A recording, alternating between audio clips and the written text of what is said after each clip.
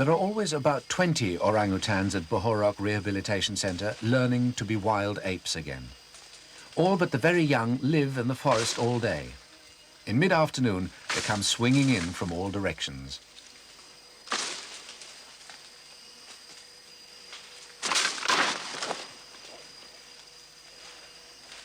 Their objective is the feeding station, a series of cages, some with flat roofs, built in a clearing on a hilltop 400 feet above the scientists' living hut.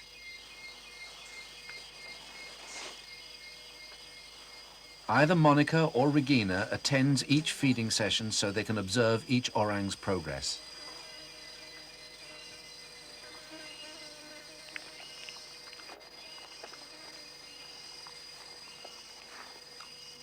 Punctuality for meals is not looked for.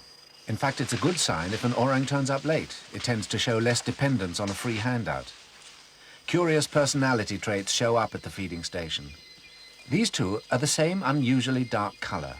They're not twins, they're not even related, but they're always together, even in the forest.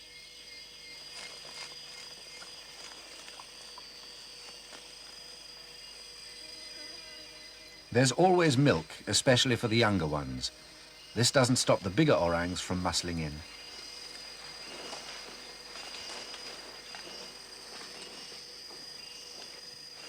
In the general free-for-all, there's always one youngster that feels it's been cheated.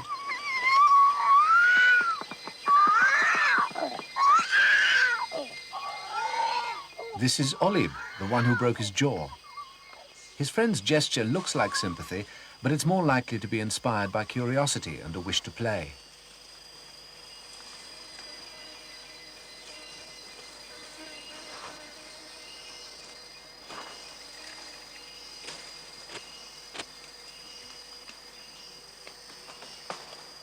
Sometimes the rangers bring the milk in bottles to prevent the orang stealing it. It doesn't stop them trying.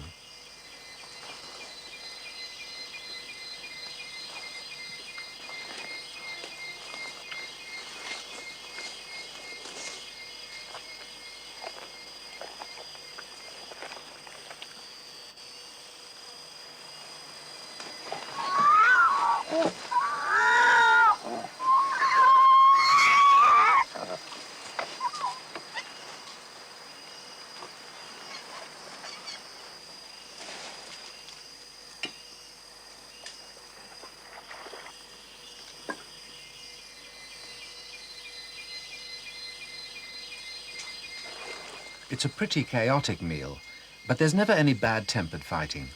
All the young get their share of milk before the second course is dished out.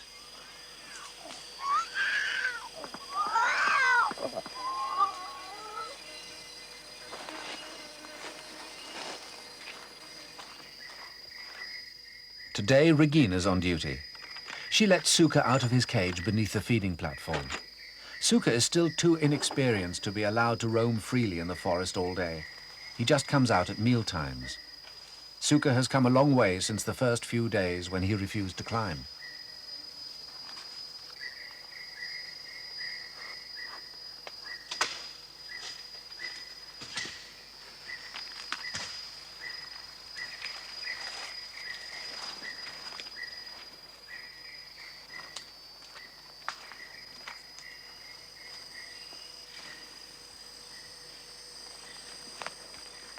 The ape now drinking had been kept shut up in a large box by her captors. As a result, she has become emotionally disturbed and will probably never be self-reliant enough to return to the forest. She sits always alone. There's no doubt Suka will make it back to the forest. His present boisterous personality will probably change. Regina has seen extrovert youngsters like Suka before. In a year or two, they settle down.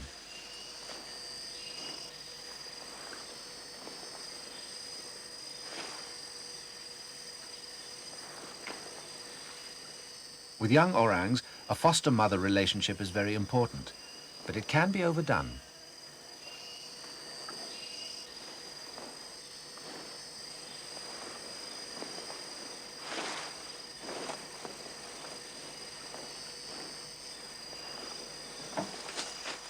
If you asked anyone what they'd give an orangutan to eat, they'd probably say bananas. But bananas are seldom found in the kind of forest the wild orangs frequent. This diet of bananas is deliberately monotonous.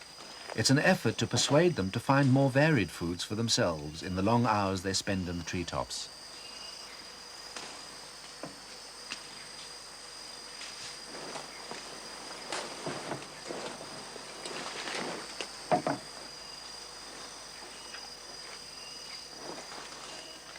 That's Suka looking after his own interests again.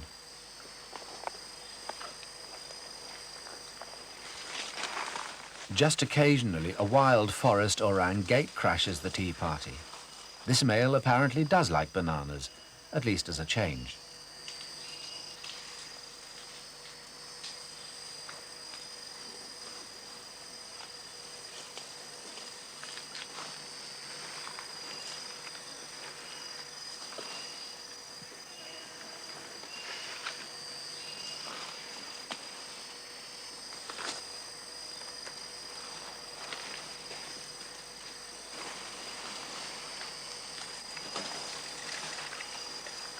Suka is beginning to practice swinging in preparation for the day when he's a wild male, like the banana raider.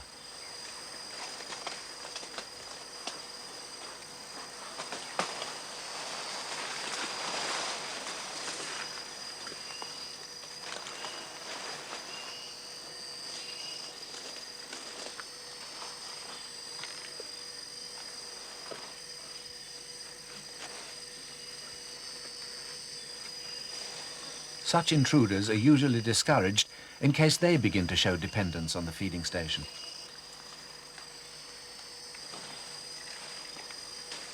Meanwhile, back on a branch, Suka plays with an older orang.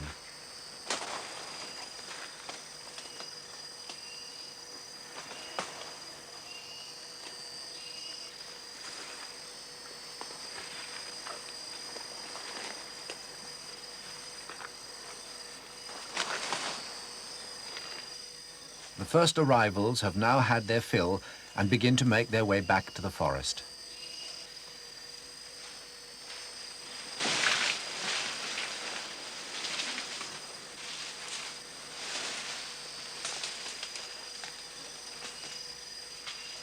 Being solitary animals, young orangs never get the chance to play like this in the wild. They certainly never meet Jack Russell Terriers like Regina's bitch, Vumi.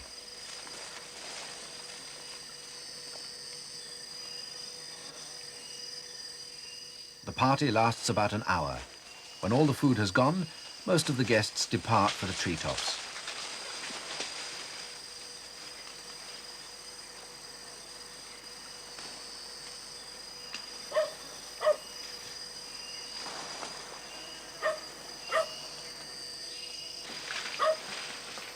Suka will be going back in his cage for the night.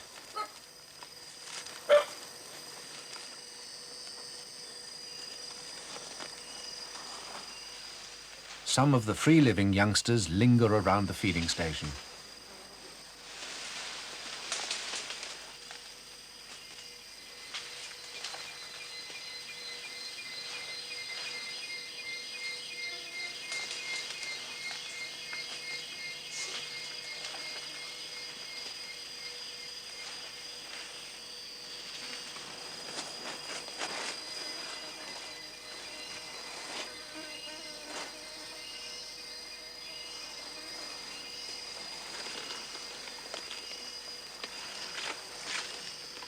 The Swiss scientists have been supervising this unique banquet every day for 3 years.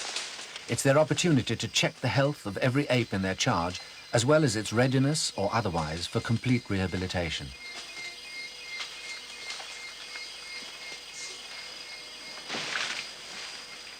Obviously, this lot have mastered the first essential, traveling through the canopy.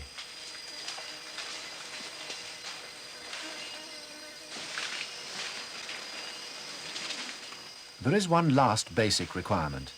They have to be able to build a nest for the night. Learning this starts very early, even for Suka in his cage.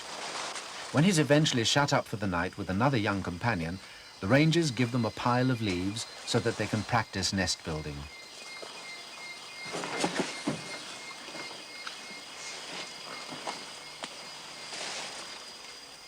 Suka has a forceful personality and usually ends up with the lot.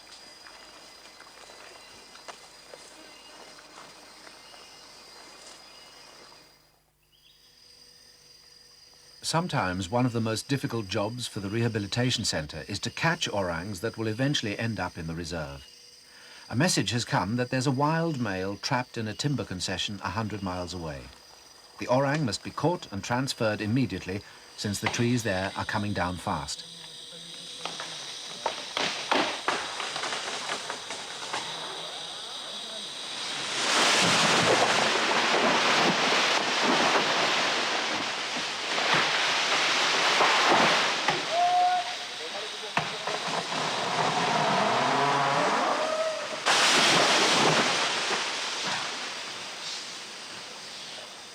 Regina's plan is to isolate the orang in one large tree.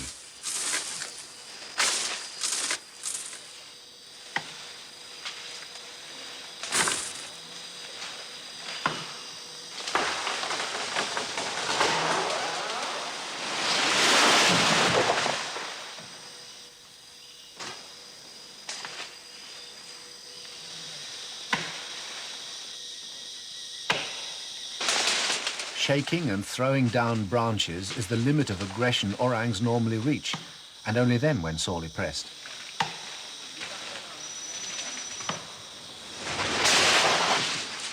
Even his throwing is random, though it may seem to be deliberate.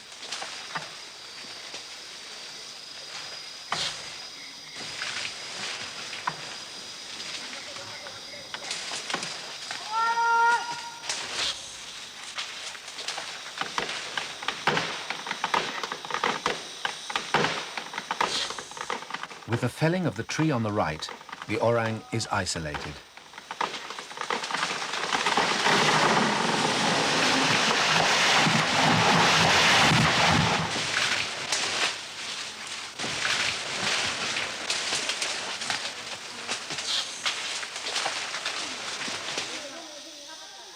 Now it's a question of laying siege.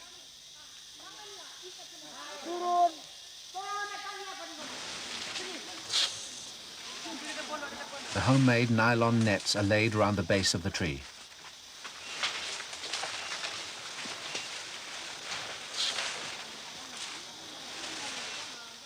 Regina demonstrates what she expects from her catching crew when and if the orang decides to come down.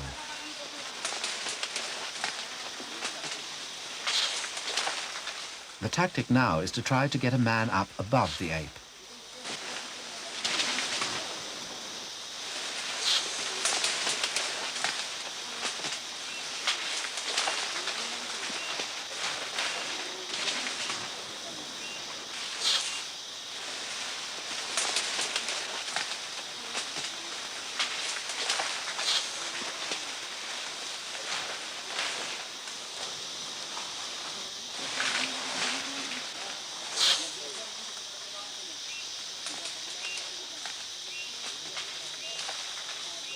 When the orang goes out on a limb, this is the climber's chance to get above him.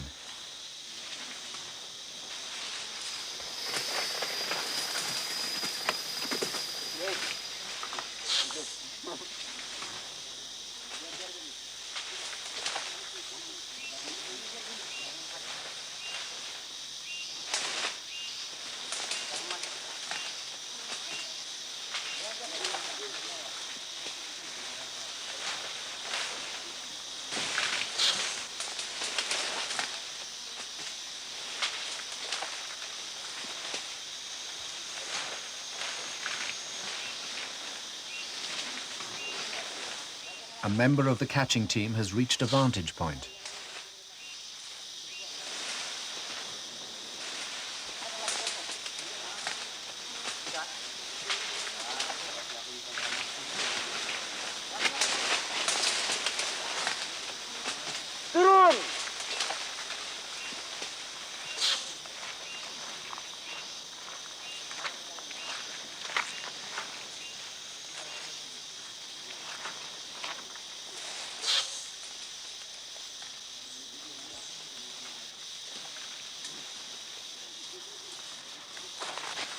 He's isolated himself on a liana, a thick creeper, hanging from the main trunk.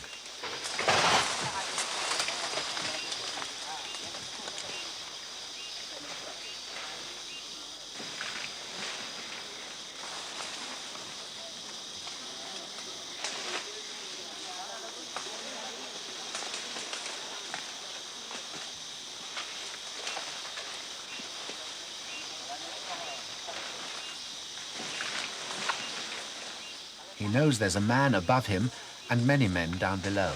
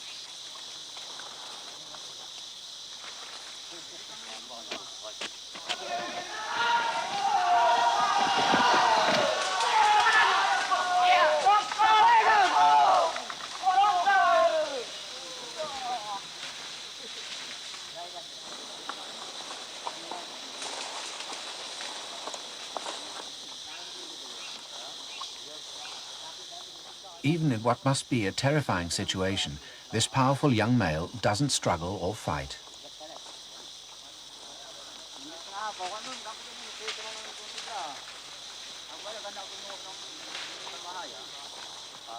Regina has already given him a shot of tranquilizer.